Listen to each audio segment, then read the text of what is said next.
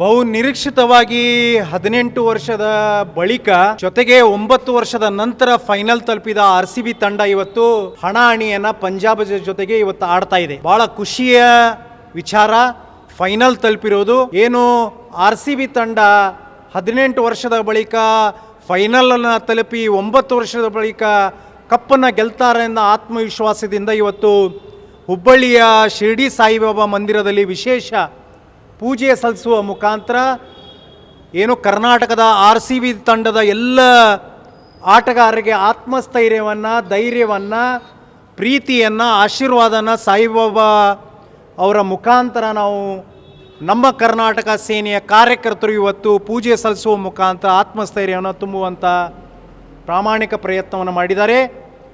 ಏನು ಪ್ರತಿ ವರ್ಷದಂತೆ ನಾವು ಏನು ಹೇಳ್ತಾ ಇದ್ದೀವಿ, ನಮ್ಮ ಸ್ಲೋಗನ್ನು, ನಮ್ಮ ಘೋಷಣೆ, ಈ ಸತ ಕಪ್ ನಮ್ಮದೇ, ಈ ಸತ ಕಪ್ ನಮ್ಮದಾಗೇ ಇರುತ್ತೆ ಅಂಥೇಳಿ ಇವತ್ತು ವಿಶೇಷವಾಗಿ ತಾಯಿಯ ದಿನ ಮಂಗಳವಾರ ಇವತ್ತು ಕಪ್ಪು RCB ತಂಡದ್ದೇ ಅಂತ ಆಗ್ತಾಯಿದೆ ಅಂಥೇಳಿ ಇವತ್ತು ನಾವು ಭಾಳ ನಿರೀಕ್ಷಣೆ ಇಟ್ಕೊಂಡಿದ್ದೀವಿ. ಭಾಳ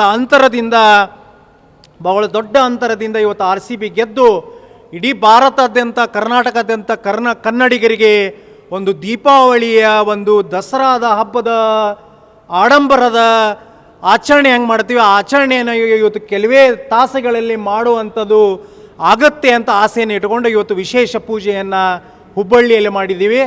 ಮತ್ತೊಮ್ಮೆ ಮಗದೊಮ್ಮೆ ಗೆದ್ದು ಬಾ RCB ಅಂತೇಳಿ, ಈ ಸತ ಕಪ್ ನಮ್ಮದೇ ಅಂತೇಳಿ ವಿಶೇಷವಾಗಿ RCBಗೆ ಅಭಿನಂದನೆಯನ್ನು ಸಲ್ಲಿಸ್ತಾ ಇದ್ದೇನೆ.